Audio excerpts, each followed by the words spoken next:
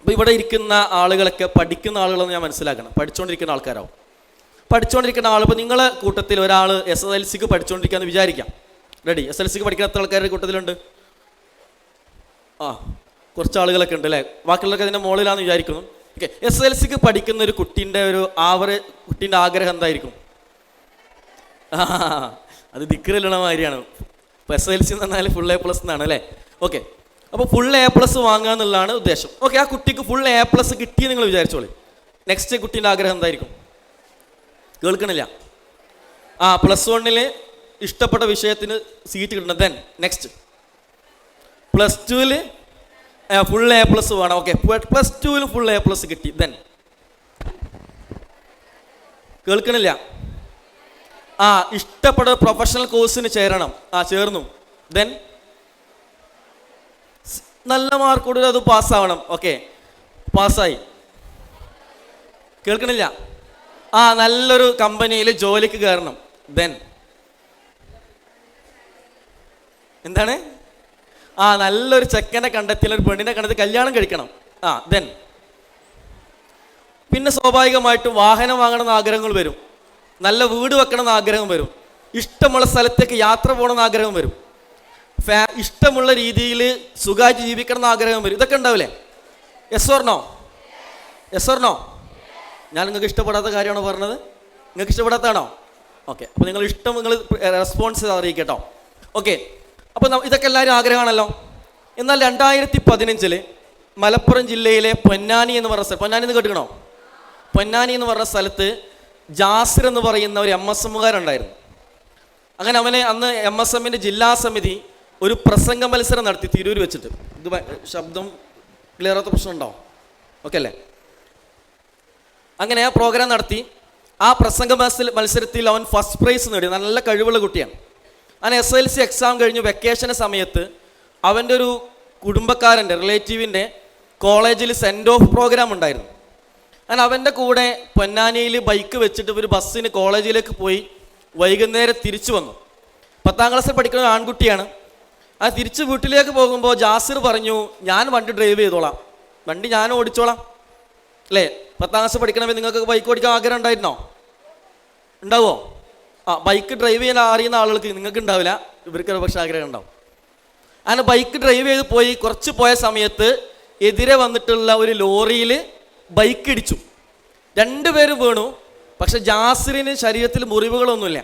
പക്ഷെ കൂടെയുള്ള കുടുംബക്കാരൻ, ഡിഗ്രിക്ക് പഠിക്കുന്ന പയ്യനക്ക് ശരീരത്തിലാകെ മുറിവുകളും ബ്ലഡൊക്കെ വന്ന് എല്ലാവരും കൂടി അവരെടുത്തിട്ട് പെരിന്തൽമണ്ണ ഹോസ്പിറ്റലിലേക്ക് കൊണ്ടുപോയി. പെരിന്തൽമണ്ണ EMS ഹോസ്പിറ്റലിലാണ് അവർ അഡ്മിറ്റ് ചെയ്തത്. അങ്ങനെ അവിടുന്ന് അവൻ്റെ റിലേറ്റീവായിട്ട്, ജാസിറിൻ്റെ റിലേറ്റീവായിട്ടുള്ള പയ്യൻ്റെ ഓപ്പറേഷനൊക്കെ കഴിഞ്ഞു, മുറിവൊക്കെ വെച്ച് കെട്ടി. കുറച്ച് ദിവസം റെസ്റ്റ് എടുത്ത സമയത്ത് അവൻ്റെ പ്രശ്നങ്ങളൊക്കെ ഏറെക്കുറെ മാറി. പക്ഷേ അത്ര ദിവസം അവിടെ കിടന്നിട്ടും ജാസിറിന് ബോധം വരുന്നില്ല. ജാസിറിന് എന്ത് ചെയ്യുന്നില്ല? ബോധം വരുന്നില്ല. ജാസിർ ബോധമില്ലാതെ കിടക്കുകയാണ്. അപ്പം അവൻ്റെ തലച്ചോറിൽ എന്തോ ഇഞ്ചുറി ഉണ്ടായിട്ടുണ്ട്. അങ്ങനെ പെരിന്തൽമണ്ണ EMS ഹോസ്പിറ്റലിൽ നിന്ന് അവൻ്റെ തലച്ചോറിന് ഓപ്പറേഷൻ ചെയ്തു. ആ സമയത്ത് ഞാൻ അവനെ കാണാൻ പോയിരുന്നു. അപ്പോൾ അവൻ്റെ തലൻ്റെ ഷേപ്പ് എങ്ങനെയാണെന്നറിയോ? നിങ്ങളൊക്കെ തലൻ്റെ എല്ലാ ഭാഗത്തും നമ്മൾ അമർത്തി നോക്കി കഴിഞ്ഞാൽ താഴത്തേക്ക് അമർന്നു പോവോ? ഇല്ല, തലയോട്ടി ഉണ്ടാവും അല്ലേ? തലയോട്ടിൻ്റെ പ്രത്യേകത നല്ല ബലം കൂടിയ എല്ലാണ് തലയോട്ടിക്കുള്ളത്. പക്ഷേ ജാസിറിൻ്റെ തലയോട്ടിൻ്റെ ഈ പകുതി ഭാഗം ഡോക്ടർമാർ മുറിച്ചെടുത്തിരുന്നു. അതുകൊണ്ട് തന്നെ ഇവിടെ നല്ല ഉറപ്പുള്ള ഭാഗവും ഇവിടെ ഒരു സോഫ്റ്റായി അമർന്നു പോകുന്ന ഒരു ഭാഗമാണ് അവനിക്കുള്ളത്. എന്തിനാണ് തലയോട്ടി തിരിച്ചു വെക്കാത്തതെന്നറിയോ? ഇവിടുത്തെ ഇഞ്ചുറി മാറിയിട്ട് വീണ്ടും തലച്ചോറ് മാറിയതിന് ശേഷമാണ് തലയോട്ടി തിരിച്ചു വെക്കാൻ. അങ്ങനെ അവനെ വീട്ടിലേക്ക് കൊണ്ടുവന്നു. 2015 കഴിഞ്ഞു. 2016, 17, 18, 19, 20, 21, 22, 23 2 ആഴ്ച മുമ്പ് ഞാൻ ജാസിറിൻ്റെ ഉപ്പാനെ വിളിച്ചു. എന്താണ് ജാസിറിൻ്റെ വിശേഷങ്ങൾ? ജാസിറിൻ്റെ ഉപ്പ പറഞ്ഞു, കഴിഞ്ഞൊരു 10 ദിവസമായിട്ട് കോഴിക്കോട് മെട്രോ ഹോസ്പിറ്റലിൽ ഇൻഫെക്ഷൻ വന്നിട്ട് അവിടെ ഉണ്ടായിരുന്നു. ഇപ്പം എന്താണ് അവസ്ഥ? സംസാരിക്കൊന്നുമില്ല. രാവിലെ ഞങ്ങൾ എടുത്തിട്ട് ബെഡിൽ നിന്ന് വീൽ ചെയറിലേക്ക് ഇരുത്തും. 2 മണി വരെ ഇരിക്കുന്ന സമയത്ത് അവന് കുറച്ച് പ്രയാസം ഉണ്ടാവും. അപ്പോൾ ഞങ്ങൾ തിരിച്ച് ബെഡിലേക്ക് തന്നെ കിടത്തും. ഞാനൊരു 6 മാസം മുമ്പ് അവനെ കാണാൻ പോയപ്പോൾ അവൻ എന്ത് ചെയ്തു? കണ്ടപ്പോൾ കണ്ണുകൊണ്ട് ഇങ്ങനെ ആക്ഷൻ കാണിച്ചു. കൈയൊന്നും അനക്കാൻ കഴിയില്ല. അവന് ഒരു ബെഡിൽ കിടക്കുകയാണ്. ആ സമയത്ത് എന്ത് ചെയ്തെന്ന് അറിയാം, അവന് ഭക്ഷണം കൊടുക്കുന്നത് ഈ കഴുത്തിലൂടെ ഒരു പൈപ്പ് ഇട്ടിട്ട് അത് ഉള്ളിലേക്ക് ഇറക്കിയിട്ടാണ്. 1 വർഷമോ 2 വർഷമോ അല്ല, 8 കൊല്ലമായിട്ട് അവൻ്റെ ഉള്ളിലേക്ക് വെള്ളം എത്തുന്നത് ആ പൈപ്പിലൂടെയാണ്. അങ്ങനെ ഇവിടെ കീറി വെച്ചാൽ കുറച്ച് കാലം കഴിഞ്ഞ് ഇൻഫെക്ഷൻ വരും. ഇൻഫെക്ഷൻ വരുന്നതുകൊണ്ട് തന്നെ കഫം വരും, ഒരുപാട് പ്രയാസമാണ്. സംസാരിച്ചുകൊണ്ടിരിക്കുന്ന സമയത്ത് അവൻ ചുമച്ചു. ഞാനൊക്കെ ചുമച്ചാൽ, നിങ്ങളൊക്കെ ചുമച്ചാൽ കഫം നമ്മുടെ വായിലൂടെ വരും അല്ലേ? എന്നാൽ അവൻ ചുമച്ചപ്പോൾ കഴുത്തിൻ്റെ ദൂരത്തിലൂടെ കുറച്ച് കഫം പുറത്തേക്ക് വന്നു. വല്ലാത്ത പ്രയാസം തോന്നി. പക്ഷേ നമ്മളറിയണം, 2015 SLC പരീക്ഷ എഴുതിയ യാസിറിന് 8 വർഷങ്ങൾക്ക് മുമ്പ് എല്ലാ വിഷയത്തിലും ഫുൾ A+ ആയിരുന്നു. നിങ്ങളിപ്പോൾ എന്നോട് കഥ പറഞ്ഞില്ലേ, 10ാം ക്ലാസ്സിൽ A+ കിട്ടി, +2 A+ കിട്ടി, നല്ല കോഴ്സിന് ചേർന്ന് നല്ല ജോലി കിട്ടി, വിവാഹം കഴിച്ച് കുട്ടികളുമായി നല്ല വാഹനം വാങ്ങി നല്ല വീട് വെച്ച് നല്ല പണമുണ്ടാക്കി ഇഷ്ടമുള്ള പോലെ ജീവിക്കേണ്ട സ്വപ്നം നിങ്ങൾ എന്നെ കുറിച്ച് പറഞ്ഞില്ലേ. ഈ സ്വപ്നം ജാസിറിന് ഉണ്ടാവില്ലേ? ഉണ്ടാകുമോ? ഉണ്ടാകും. പക്ഷേ അവൻ്റെ ജീവിതത്തിൽ കടന്നു വന്നിട്ടുള്ള ഒരു ട്രാജഡി, ഒരു ദുരന്തം എന്ത് ചെയ്തു? അവൻ്റെ ജീവിതത്തെ ആകെ മാറ്റിമറിച്ചു. എൻ്റെ കൂട്ടത്തിൽ, എൻ്റെ ശബ്ദം കേൾക്കുന്ന കൂട്ടത്തിൽ നിങ്ങളിൽ ആർക്ക് ഉറച്ചു പറയാൻ കഴിയും, ഇങ്ങനെ ഒരു ദുരന്തം എൻ്റെ ജീവിതത്തിൽ ഒരിക്കലും കടന്നു വരില്ല എന്ന് പറയാൻ പറ്റുന്ന ആരെങ്കിലും എൻ്റെ കൂട്ടത്തിലുണ്ടോ? ഞാൻ വേറെ ഇങ്ങോട്ട് ചോദിക്കട്ടെ, നിങ്ങളുടെ ജീവിതത്തിൽ പടച്ചവൻ നിങ്ങൾക്ക് തന്നെന്ന് തോന്നുന്ന അനുഗ്രഹങ്ങളൊന്ന് എണ്ണി നോക്കുക. എൻ്റെ കുടുംബം, എൻ്റെ സമ്പത്ത്, എൻ്റെ ആരോഗ്യം, എൻ്റെ സൗന്ദര്യം, എൻ്റെ സമയം, പണം, ഇങ്ങനെ ഓരോന്ന് എണ്ണി നോക്കൂ. ഇതിൽ നിങ്ങളെടുത്തുനിന്ന് അള്ളാഹ്ക്ക് തിരിച്ചു വാങ്ങാൻ കഴിയാത്ത എത്ര ഉണ്ടാവും? അള്ളാഹു നിങ്ങൾക്ക് തന്ന ഈ അനുഗ്രഹങ്ങളിൽ നിന്ന് നിങ്ങളെ എന്തോ ആലോചിച്ചോളൂ. അള്ളാഹുവിന് നിങ്ങളടുത്ത് തിരിച്ചു വാങ്ങാൻ പറ്റാത്ത എത്ര ഉണ്ട്? കേൾക്കണില്ല? എത്ര ഉണ്ട്? ഒന്നുമില്ല. നിങ്ങളിപ്പോൾ അനുഭവിക്കുന്ന എന്തൊക്കെയുണ്ടോ അതെല്ലാം അള്ളാഹുവിന് നമ്മുടെ അടുത്ത് എന്ത് ചെയ്യാൻ പറ്റും? തിരിച്ചിങ്ങോട്ട് വാങ്ങാൻ പറ്റും. കുടുംബം എന്ന് പറയുന്നത് ഒരു അനുഗ്രഹമല്ലേ? ഫാമിലി എന്ന് പറഞ്ഞത്. ഞാൻ വയനാട് പോയി ചുരമിറങ്ങിയ ഒരു പ്രോഗ്രാമിന് തിരിച്ചു വരികയാണ്. വലിയൊരു ബ്ലോക്ക് എത്തിയിപ്പോൾ പോയി നോക്കിയപ്പോൾ ഒരു ആക്സിഡൻ്റ് ആണ്. അപ്പോൾ ഒരു ബൈക്ക് ലോറിയുമായി കൂട്ടിയിടിച്ചതാണ്. ബൈക്ക് ഓടിച്ച ആൾ റോഡിൽ കൈയടിച്ചുകൊണ്ട് കരയുന്നുണ്ട്. ഞാനിനി എന്തിനാണ് ജീവിക്കുക? ആൾ ചോദിക്കുകയാണ്, ഞാനിനി എന്തിനാണ് ജീവിക്കുന്നത്? നോക്കുമ്പോൾ എന്താണെന്നറിയോ, അയാളെ കൂടെ യാത്ര ചെയ്തിട്ടുള്ള ചെറുപ്പക്കാരിയായിട്ടുള്ള വളരെ പ്രായം കുറഞ്ഞ അയാളുടെ ഭാര്യയും ചെറിയ കുഞ്ഞും ആ അപകടത്തിൽ മരിച്ചു. അയാൾ ചോദിക്കുകയാണ്, ഇനി ഞാൻ എന്തിനാ ജീവിക്കണം? എൻ്റെ കുടുംബം ഇല്ലാതായി. നമ്മളെ ജീവിതത്തിൽ നിന്ന് നമ്മളെ ഉപ്പയും ഉമ്മയും അനിയനും കാക്കയും താത്തയും എല്ലാവരും പെട്ടെന്ന് മരിച്ചു ഒരു ആക്സിഡൻറ്റിൽ. നമ്മൾ മാത്രം ബാക്കിയായി. ഒരു പക്ഷേ പിന്നെ നമുക്ക് തോന്നും, ഇനി ഞാൻ എന്തിനാ ജീവിക്കണത്? ആർക്ക് വേണ്ടിയിട്ട് ജീവിക്കാൻ നമുക്ക് തോന്നിപ്പോവും. എൻ്റെ നാട്ടിൽ മലപ്പുറം ജില്ലയിൽ പരപ്പനങ്ങാടിക്കടുത്ത് ഒരു ബോട്ടപകടം ഉണ്ടായത് നിങ്ങളൊക്കെ വാർത്തയിൽ വായിച്ച് കേട്ടില്ലേ? അതിൻ്റെ വീഡിയോസൊക്കെ കണ്ടില്ലേ? ആ കൂട്ടത്തിൽ ഒരു വീട്ടിലെ 9 ആളുകൾ മരിച്ച ഒരു വാർത്ത ഉണ്ട്. ഒരു വീട്ടിലെ 9 ആളുകൾ മരിക്കുക.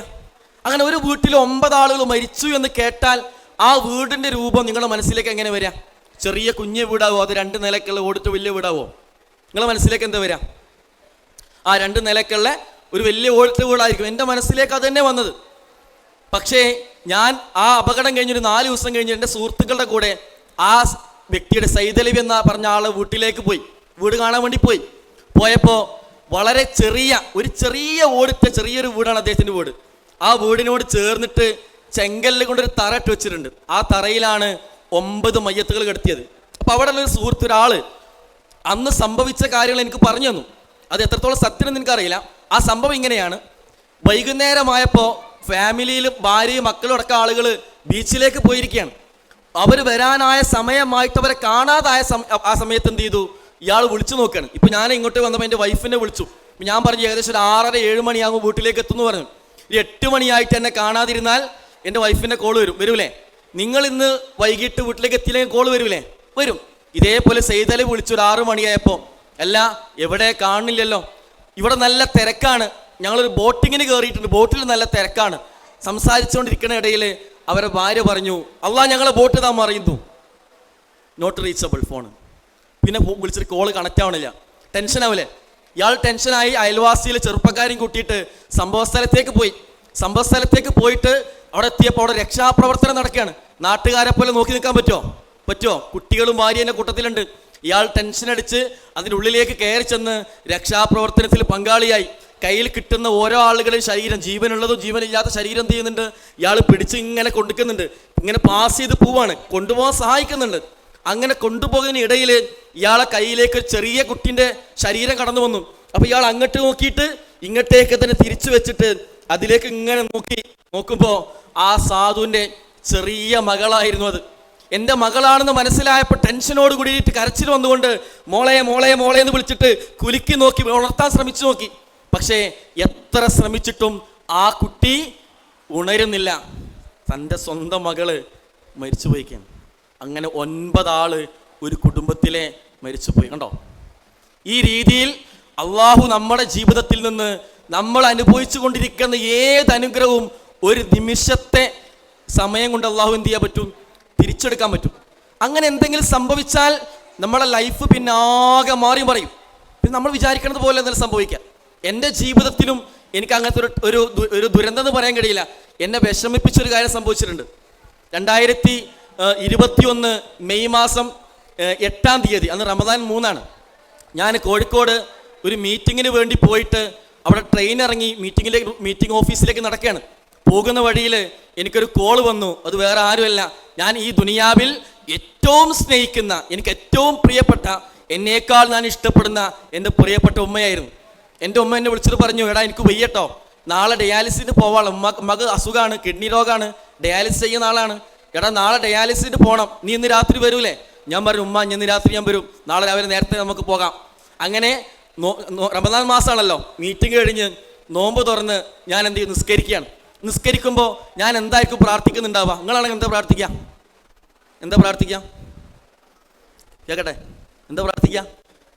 ഉമ്മാക്ക് വേണ്ടി പ്രാർത്ഥിക്കൂലേ? ഞാൻ പ്രാർത്ഥിക്കുന്ന, പടച്ചോനെ എൻ്റെ ഉമ്മ ഈ റമദാനിൽ എൻ്റെ കൂടെ ഉണ്ട്, എനിക്കൊരാഗ്രഹമുണ്ട്, അടുത്ത റമദാനിലും എൻ്റെ ഉമ്മാനി എൻ്റെ കൂടെ തരണട്ടോ എന്ന് പറഞ്ഞ് പടച്ചോൻ ഇങ്ങനെ ചോദിക്കുകയാണ്. കാരണം ചോദിക്കുമ്പോൾ എനിക്ക് വല്ലാത്ത പ്രതീക്ഷയുണ്ട്. കാരണം ഞാൻ റമദാൻ മാസമാണ് പ്രാർത്ഥിക്കുന്നത്, സ്വീകരിക്കൂലേ? ഞാൻ നോമ്പ് തുറന്നിട്ടാണ് പ്രാർത്ഥിക്കുന്നത്, സ്വീകരിക്കൂലേ? ഞാൻ മഗ്‌രിബ് നിസ്കരിച്ചിട്ടാണ് പ്രാർത്ഥന, സ്വീകരിക്കൂലേ?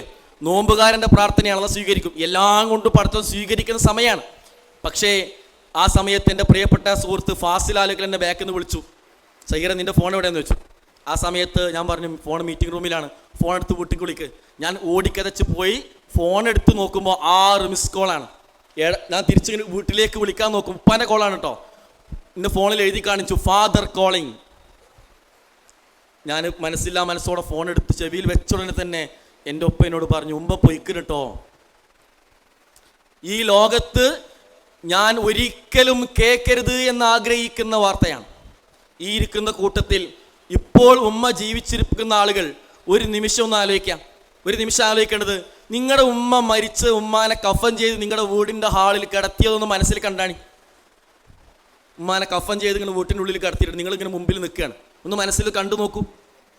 നമ്മളെല്ലാവരും പറയും എനിക്ക് കാണണ്ട, അതിനെ കൊണ്ട് കാണാൻ കഴിയില്ല, കാരണം ഞാൻ മരിച്ചാലും കുഴപ്പമില്ല, എൻ്റെ ഉമ്മ എന്ത് ചെയ്യാൻ പാടില്ല, മരിക്കാൻ പാടില്ല. എന്നാൽ ഉമ്മാനെയും ഉപ്പാനെയും പറ്റിച്ച് കുറേ തെറ്റുകൾ ചെയ്ത് കൂട്ടുന്ന പല കുട്ടികളുണ്ട്. അവരൊക്കെ ശരിക്കും മനസ്സിലാക്കേണ്ടതെന്ന് പറയാം. നിങ്ങളിപ്പോൾ മനസ്സിൽ പോലും ഇമാജിൻ ചെയ്യാൻ നിങ്ങൾ ആഗ്രഹിക്കുന്നില്ല എങ്കിൽ ഞാൻ നിങ്ങളോട് ഒരു 110% ഗ്യാരണ്ടിയുള്ള കാര്യം പറയാണ്. നിങ്ങൾക്ക് ആയുസ്സുണ്ട് എങ്കിൽ നിങ്ങൾ എഴുതി വെച്ചോളൂ നിങ്ങളുടെ മനസ്സിൽ. ഒരു ദിവസം ഒരാൾ നിങ്ങളോടൊന്ന് പറയും, എടി എൻ്റെ ഉമ്മ മരിച്ചിക്കണ്. ആ വാർത്ത നിങ്ങളെ ചെവി കൊണ്ട് കേട്ടിരിക്കും. 110% ഗ്യാരണ്ടീഡാണ്. നിങ്ങളുടെ ഉമ്മാൻ്റെ മയ്യത്ത് നിങ്ങളെ കണ്ണുകൊണ്ട് നിങ്ങൾ കണ്ടിരിക്കും. ഒരിക്കലും നിങ്ങൾക്ക് ഒഴിവാക്കാൻ കഴിയില്ല. കാരണം ഞാൻ അത്ര ഉറപ്പിച്ച് പറയാൻ കാരണം എന്താ നിങ്ങൾ എന്നോട് പറയണമെന്നറിയോ? ഞാൻ എൻ്റെ കണ്ണുകൊണ്ട് എൻ്റെ ഉമ്മാൻ്റെ മയ്യത്ത് കണ്ടിട്ടുണ്ട്. ഉമ്മാൻ്റെ മയ്യത്ത് രാത്രി മുതൽ രാവിലെ നേരം വെളുക്കുന്നത് വരെ ഉമ്മാൻ്റെ ഫ്രീസറിൽ പിന്നെ ഇതുണ്ടല്ലോ മൊബൈൽ മോർച്ചറി അതായിരുന്നു വെച്ചിരുന്നത്, കിഡ്നി അസുഖം ഉണ്ടായതുകൊണ്ട്. ആ ഫ്രീസറിൻ്റെ മുകളിൽ തണുപ്പൊക്കെ തുടച്ച് നേരം വെളുക്കോളം എൻ്റെ ഉമ്മാൻ്റെ മുഖത്തേക്ക് ഞാൻ നോക്കിയിരുന്നിട്ടുണ്ട്. എന്തിനാന്ന് നിങ്ങൾ നേരം വെളുത്താൽ എൻ്റെ ഉമ്മാനെ എടുത്തുകൊണ്ടുപോകും. പിന്നെ എനിക്ക് എൻ്റെ ഉമ്മാനെ കാണാൻ പറ്റുമോ? എൻ്റെ ഉമ്മാനെ കാണാൻ കഴിയില്ല. എൻ്റെ ഉമ്മാനെ പൂതി തീരോളം ഞാൻ കാണട്ടെ എന്ന് വിചാരിച്ചിട്ട് എൻ്റെ ഉമ്മാനെ നോക്കിയിരുന്നിട്ടുണ്ട്. അപ്പം എനിക്ക് ഇതിൽ പറയാൻ ഒന്നാമത്തെ മെസ്സേജ് എന്താണ്? ഉമ്മാനെ ഉപ്പാനെ പറ്റിച്ച് അവർക്ക് ഇഷ്ടമില്ലാത്ത കാര്യങ്ങൾ കൂട്ടുകാരെ കൂടെ ചെയ്യുന്നുണ്ട് എങ്കിൽ നിങ്ങൾ ഉറച്ചു വെച്ചോളി, ഒരു ദിവസം നിങ്ങൾ ചെയ്ത തെറ്റ് ഏറ്റു പറയാൻ പോലും നിങ്ങളുടെ ഉമ്മ ഒരു പക്ഷെ നിങ്ങളെ കൂടെ ഉണ്ടാവില്ല. ഇനിയോ രണ്ടാമത്തെ കാര്യം നമ്മൾ മനസ്സിലാക്കേണ്ടത്, രണ്ടാമത്തെ കാര്യം എന്താ? രണ്ടാമത്തെ കാര്യം എന്ന് പറഞ്ഞത്, ഞാൻ എൻ്റെ ഉമ്മാക്ക് വേണ്ടി ഇങ്ങനെ പ്രാർത്ഥിക്കുകയാണ്. ഈ റമദാനിൽ വേണമെന്നാണ് ഞാൻ പ്രാർത്ഥിക്കണത്? അല്ല, ഞാൻ പ്രാർത്ഥിക്കണത് അടുത്ത റമദാനിൽ എൻ്റെ ഉമ്മ എൻ്റെ കൂടെ വേണമെന്നാണ്. പക്ഷേ ഞാൻ പ്രാർത്ഥിക്കുന്നതിന് 40 മിനിറ്റ് മുമ്പ് എൻ്റെ ഉമ്മ മരിച്ചിട്ടുണ്ട്. ഞാൻ മരണവാർത്ത അറിയാൻ വൈകിപ്പോയതാണ്. ഇതിന്ന് എനിക്ക് കിട്ടിയ മെസ്സേജ് എന്താ നിങ്ങൾ? എനിക്ക് കിട്ടിയ മെസ്സേജ് എന്താണെന്നറിയോ? നമ്മുടെ പ്രാർത്ഥനയും ആഗ്രഹങ്ങളുമല്ല നമ്മുടെ ജീവിതത്തിൽ നടക്കുക. നമ്മുടെ ജീവിതത്തിൽ അള്ളാഹുവിൻ്റെ തീരുമാനം എന്താണോ അതാണ് നടക്കുക. നമ്മുടെ പ്രാർത്ഥനയും ആഗ്രഹങ്ങൾക്ക് അതിനപ്പുറത്ത് വേറെ പോകും. പക്ഷെ നമ്മുടെ ജീവിതത്തിൽ അള്ളാഹ് ചിലത് തീരുമാനിച്ചിട്ടുണ്ടാകും, അതാണ് നടക്കുക. എൻ്റെ ഞാൻ വർക്ക് ചെയ്തിരുന്ന സ്കൂളിൽ പഠിച്ചിരുന്ന ഒരു ഫുൾ A+ വാങ്ങിയൊരു കുട്ടിയുണ്ട്, ആയിഷ നിഷിയ എന്ന് പറഞ്ഞ കുട്ടിയാണ്. നല്ല സ്മാർട്ടാണ്, നല്ല അടക്കം ഒതുക്കം ദീനി ചിട്ടയുള്ളൊരു നല്ലൊരു കുട്ടിയാണ്, വളരെ ആക്റ്റീവാണ്. ഞങ്ങളുടെ നാട്ടിൽ ഏറ്റവും കൂടുതൽ കുട്ടികൾ സയൻസ് കുട്ടികൾ പഠിക്കുന്ന കല്ലിങ്ങപ്പറമ്പ് സ്കൂളിലാണ് അവൾക്ക് അഡ്മിഷൻ കിട്ടിയത്. +1 നല്ല മാർക്കിൽ പാസ്സായി, +2 നന്നായി പഠിച്ചുകൊണ്ടിരിക്കുകയാണ്. പക്ഷെ പരീക്ഷയോടടുത്ത കുറച്ച് ദിവസങ്ങളിൽ കുട്ടിക്ക് ചെറിയൊരു പ്രയാസം. എന്താണ്? ഒരു പനി ഒരു മാരക അസുഖമാണോ? ആണോ? അല്ല. അങ്ങനെ പനി വന്നപ്പോൾ പ്രശ്നം ചെയ്യാൻ പാരസിറ്റമോൾ കൊടുക്കും. പക്ഷേ കുട്ടിക്ക് എപ്പോഴാണ് പനി എന്നറിയോ? രാത്രിയിൽ പനി, പകലൊരു കുഴപ്പമില്ല. ദിവസവും രാത്രി പനിയാണ്, പകലൊരു കുഴപ്പമോ കുട്ടിക്കില്ല. ഇത് കണ്ടപ്പോൾ കുട്ടീൻ്റെ ഉമ്മാക്കൊരു ടെൻഷൻ. ഞങ്ങളുടെ നാട്ടിലുള്ള ഷംസുദ്ദീൻ ഡോക്ടറെ കൊണ്ടേ കാണിച്ചു, മിഷൻ ഹോസ്പിറ്റലിലെ. ഷംസുദ്ദീൻ ഡോക്ടർ ഈ കുട്ടിക്ക് ഒരാഴ്ചത്തെ മരുന്ന് കൊടുത്തു. എന്നിട്ട് പറഞ്ഞു, ഈ ഒരാഴ്ച കൊടുത്തിട്ട് കുറവില്ല എന്നുണ്ടെങ്കിൽ, ഇതേപോലെ തന്നെയാണെങ്കിൽ ഞാൻ കുറച്ച് ടെസ്റ്റുകൾ എഴുതുന്നുണ്ട്, ഇത് മുഴുവൻ ചെയ്തിട്ട് അങ്ങോട്ട് വരേണ്ടത്. ഒരാഴ്ച കഴിഞ്ഞു, ഇതേപോലെ തന്നെ പകലൊരു കുഴപ്പമില്ല, രാത്രി പനി. ഉമ്മയും ഉപ്പയും ബേജാറായി ടെസ്റ്റുകളൊക്കെ പോയി നടത്തി ടെസ്റ്റ് റിസൾട്ടുമായിക്കൊണ്ട് ഡോക്ടറെ അടുത്തേക്ക് വന്നു. ഡോക്ടർ റിസൾട്ടുകൾ നോക്കിയ ഉടനെ തന്നെ ആയിഷ നിഷിയെ കിടത്തി വീണ്ടും പരിശോധിച്ചു. നെറ്റിൽ പലതും സെർച്ച് ചെയ്തു, ആരൊക്കെ വിളിച്ചു നോക്കി. അവസാനം ഡോക്ടർ ഒരു കൺക്ലൂഷനിലെത്തുകയാണ്. ഈ ലിസ്റ്റിൻ്റെ അടിയിൽ ഡോക്ടർ എന്ത് ചെയ്തു? ഡോക്ടറെ ഒപ്പ് വെച്ചു. ഡോക്ടർ ഒരു സീൽ ഉണ്ടായിരുന്നു, ആ സീല ലിസ്റ്റിൽ വെച്ചിട്ട് അതിൻ്റെ അടിയിൽ എഴുതി റഫർ ടു RCC ട്രിവാൻഡ്രം. എന്താണ് റഫർ ടു RCC ട്രിവാൻഡ്രം? എങ്ങോട്ടാണ് റഫർ ചെയ്തത്? Regional cancer centre Thiruvananthapuram. കുട്ടിക്ക് എന്താ അസുഖം? ക്യാൻസർ ആയിരുന്നു. എവിടെ ക്യാൻസർ എന്നറിയോ? ബോൺ മാരോ എന്ന് പറഞ്ഞാൽ എല്ലിൻ്റെ ഉള്ളിലൊരു മജ്ജ ഉണ്ട്, എല്ലിൻ്റെ ഉൾഭാഗമില്ലേ, അതിൻ്റെ ഉള്ളിലാണ് ക്യാൻസർ വന്നത്. അങ്ങനെ ആ കുട്ടിയെ കൊണ്ടുപോയിട്ട് എല്ലാവരും സഹായത്തോട് കൂടിയിട്ട് ആ കുട്ടിയെ കൊണ്ടുപോയി ട്രീറ്റ്മെൻറ്റ് നടത്തി. 4 മാസം കീമോ ചെയ്തു. 4 മാസം ആയപ്പോഴേക്ക് ആ കുട്ടി മരണപ്പെട്ടു പോയി. ചെറിയ വീടായിരുന്നു അദ്ദേഹത്തിൻ്റെ വീട്. അദ്ദേഹം ഉപ്പാൻ്റെ പേര് നൂഹ് എന്നായിരുന്നു. അങ്ങനെ ഞാൻ വീട്ടിലേക്ക് കയറി ചെന്ന് ആയിഷ നിഷിയുടെ മയ്യത്ത് കണ്ടു. എൻ്റെ ഒരു സ്റ്റുഡൻറ്റും കൂടിയാണ്. മയ്യത്ത് കണ്ട് തിരിച്ചു വന്നപ്പോൾ ആയിഷ നിഷിയുടെ ഉപ്പ മിണ്ടാതെ നിൽക്കുന്നുണ്ട്. ആയിഷ നിഷിയുടെ ഉപ്പ എൻ്റെ കൈ പിടിച്ചിട്ട് കുറച്ച് നേരം അമർത്തി പിടിച്ചു, വിടാതെ പിടിച്ചു. ആ അമർത്തി പിടിച്ചതിൽ എനിക്ക് ശരിക്കും ഫീൽ ചെയ്തു. എന്തെന്നറിയോ?